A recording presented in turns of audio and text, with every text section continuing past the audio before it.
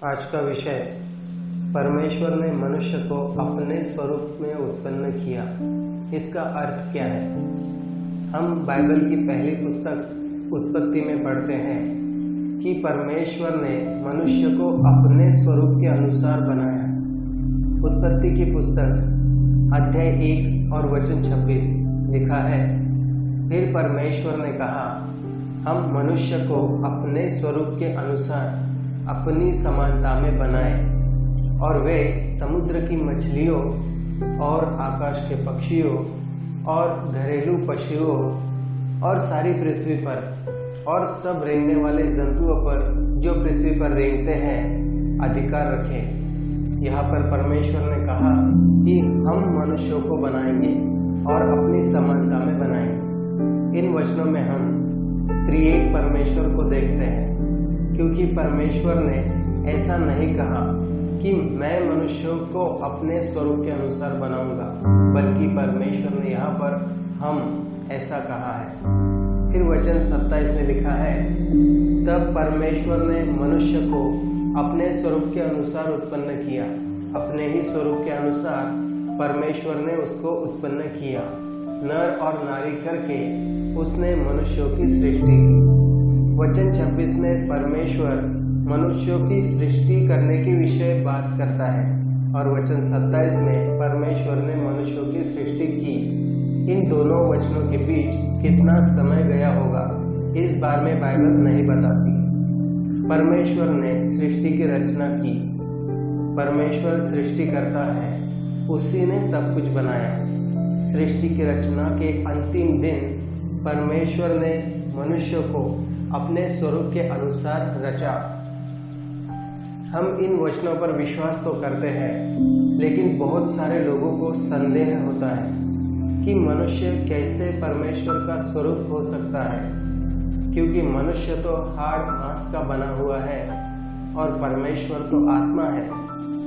यूहन्ना 4:24 कहता है, परमेश्वर आत्मा है और अवश्य है कि उसकी आराधना करने वाले आत्मा और सच्चाई से आराधना करें। परमेश्वर ने मनुष्य को मिट्टी से रचा, और लिखा है, परमेश्वर ने मनुष्य के अंदर श्वास फूंका और मनुष्य जीवित प्राणी बन गया, जैसे उत्पत्ति 2:7 में लिखा है। तब यहोवा परमेश्वर ने आदम को भूमि की मिट्टी से रचा और उसके नथनों में जीवन का श्वास फूंक दिया, और आदम जीवित प्राणी बन गया। इस तरह परमेश्वर की ओर से मनुष्यों को जीवन मिला है, क्योंकि लिखा है, परमेश्वर ने मनुष्यों के अंदर अपना ही श्वास फूंका। उत्पत्ति 1:28 कहता है, और परमेश्वर ने उनको आशीष दी और उनसे कहा, फूलो फलो और पृथ्वी भर में भर जाओ, और उसको अपने वश में कर लो, और समुद्र की मछलियों तथा आकाश के पक्षियों और पृथ्वी पर रेंगने वाले सब जंतुओं पर अधिकार रखो। इसका मतलब है, जैसे सारी सृष्टि परमेश्वर की है और परमेश्वर ने मनुष्य को सृष्टि पर जो कुछ भी है उस पर अधिकार दिया है। परमेश्वर ने मनुष्य को बुद्धि दी है, जो पशुओं के पास नहीं होती। मनुष्य अपने विवेक से सोच विचार कर सकता है, मनुष्य तर्क कर सकता है, मनुष्य चुनाव कर सकता है। यह बातें परमेश्वर के स्वरूप को दर्शाती है। मनुष्य का किसी भी बात का चुनाव करना या फिर कई सारी चीजें मनुष्य के द्वारा बनाई जाती है। कोई लकड़ी की चीजों को बना सकता है, या फिर हम देखते हैं मनुष्यों के द्वारा कई सारी मशीनें बनाई जाती हैं। ऐसे कई सारी बातें मनुष्यों में हैं जो परमेश्वर का स्वरूप दर्शाती हैं, कि मनुष्य अपनी बुद्धि से सोच विचार करके चीजों को बना सकता है। परमेश्वर ने मनुष्य को संगति के लिए बनाया था। परमेश्वर ने हमें परिवार के रूप में रखा। इसलिए परमेश्वर ने कहा, उत्पत्ति 2:18 में, फिर यहोवा परमेश्वर ने कहा, आदम का अकेला रहना अच्छा नहीं, मैं उसके लिए एक सहायक बनाऊंगा जो उसके लिए उपयुक्त होगा। और हम देखते हैं कि परमेश्वर ने आदम की पसली को निकालकर नारी को बनाया। जैसे लिखा है, नर और नारी करके परमेश्वर ने मनुष्यों की सृष्टि की। यहाँ पर कोई कहेगा कि परमेश्वर तो आत्मा है और उसके साथ तो कोई नहीं था, फिर इसमें परमेश्वर के स्वरूप में होने का क्या मतलब है? देखिए, परमेश्वर एक परिवार ही है। यहाँ भी हम त्रिएक परमेश्वर को देखते हैं, क्योंकि पिता और पुत्र और पवित्र आत्मा परमेश्वर एक साथ हैं। तीनों मिलकर एक परमेश्वर है और पहले से है, और तीनों मिलके एक परिवार है। इसलिए परमेश्वर ने हमें उसके स्वरूप के अनुसार परिवार दिया है। फिर बाइबल कहती है कि परमेश्वर प्रेम है। जैसे 1 यूहन्ना 4:8 में लिखा है, जो प्रेम नहीं रखता वह परमेश्वर को नहीं जानता है, क्योंकि परमेश्वर प्रेम है। यह वचन भी मनुष्यों को परमेश्वर के स्वरूप में होने को दर्शाता है, क्योंकि पिता, पुत्र और पवित्र आत्मा एक दूसरे से प्रीति रखते हैं। मनुष्यों को स्वयं से चुनाव करने का अधिकार परमेश्वर ने दिया है। जैसे आदम के पास भी था, लेकिन आदम ने बुराई को चुना और शैतान की बात मानकर परमेश्वर की आज्ञा को तोड़ा। आदम ने परमेश्वर के विरोध में कार्य किया और उसके अंदर मृत्यु समा गई और उसके द्वारा सब में। जैसे रोमियो की पत्री अध्याय 5:12 में लिखा है, इसलिए जैसा एक मनुष्य के द्वारा पाप जगत में आया और पाप के द्वारा मृत्यु आई, और इस रीति से मृत्यु सब मनुष्यों में फैल गई, क्योंकि सबने पाप किया।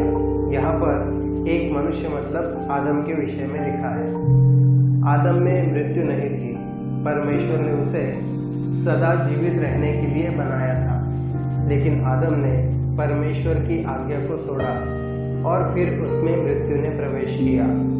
अगर आदम पाप नहीं करता तो कोई भी नहीं मरता। अगर आपको इस विषय के बारे में और जानना है तो आप हमारा वीडियो देख सकते हैं, जिसका विषय है मनुष्य हमेशा जीवित क्यों नहीं रहता, जिसका लिंक इसी वीडियो के डिस्क्रिप्शन में नीचे दिया हुआ है। आगे, लेकिन परमेश्वर ने मनुष्य को अपने स्वरूप के अनुसार बनाया है और वो नहीं चाहता कि कोई भी नाश हो। इसलिए परमेश्वर ने अपने इकलौते पुत्र यीशु मसीह को क्रूस पर बलिदान होने के लिए दे दिया, ताकि हर कोई मनुष्य यीशु मसीह पर विश्वास करे और अनंत जीवन पाए। जैसे यूहन्ना की पुस्तक अध्याय 3:16 में लिखा है, क्योंकि परमेश्वर ने जगत से ऐसा प्रेम रखा कि उसने अपना इकलौता पुत्र दे दिया, ताकि जो कोई उस पर विश्वास करे वह नाश ना हो, परंतु अनंत जीवन पाए।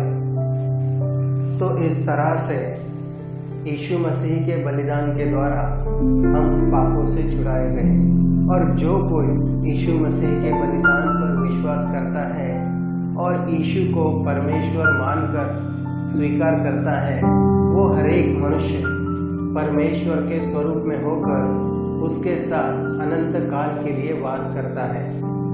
यहाँ पर भी हम मनुष्य को परमेश्वर के स्वरूप में देखते हैं।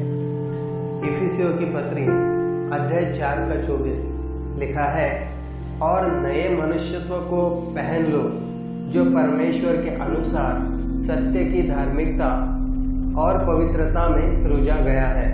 मतलब यीशु मसीह को पहन लो, उसके वचन के अनुसार जीवन जियो, ताकि आप में परमेश्वर का स्वरूप प्रकट हो। हम और एक वचन को पढ़ते हैं जो हमें नया बनाने के विषय में कहता है। दूसरे कुरिन्थियों की पत्री 5:17 लिखा है, इसलिए यदि कोई मसीह में है तो वह नई सृष्टि है, पुरानी बातें बीत गई है, देखो वे सब नई हो गई। मतलब हमें हमारा पुराना स्वभाव छोड़कर यीशु मसीह में नया जीवन जीना है, पुराने पापों को छोड़कर पवित्र जीवन जीना है, इसलिए कि हम परमेश्वर के स्वरूप और समानता में हो सके, जैसे परमेश्वर ने हमें बनाया है।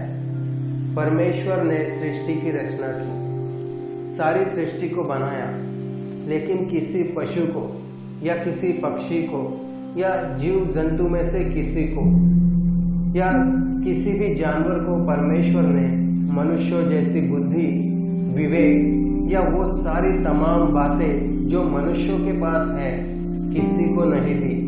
ना ही किसी बंदर को या किसी प्राणी को परमेश्वर ने मनुष्य जैसा नहीं बनाया। इसका प्रमाण यह है कि नारी के बनाने से पहले, मतलब हव्वा को बनाने से पहले, परमेश्वर ने सारे पशु पक्षी, सारे प्राणियों को आदम के पास लाकर देखा था कि कोई भी आदम से मेल खाता है या नहीं। जैसे उत्पत्ति 2:20 कहता है, अतः आदम ने सब जाति के घरेलू पशुओं और आकाश के पक्षियों और सब जाति के जंगली पशुओं के नाम रखे, परंतु आदम के लिए कोई ऐसा सहायक ना मिला जो उससे मेल खा सके। परमेश्वर ने मनुष्यों को ही उसके स्वरूप के अनुसार बनाया है और सिर्फ मनुष्य ही परमेश्वर के पास स्वर्ग में जा सकता है। और जैसे हमने वचन में पढ़ा कि परमेश्वर आत्मा है, तो जब भी कोई मनुष्य प्रभु में सो जाता है तो उसका शरीर नहीं जाता, उसकी आत्मा ही परमेश्वर के पास स्वर्ग में जाती है। जैसे वचन कहता है 1 कुरिन्थियों 15:44 लिखा है, स्वाभाविक देह बोई जाती है और आत्मिक देह जी उठती है। जबकि स्वाभाविक देह है तो आत्मिक देह भी है।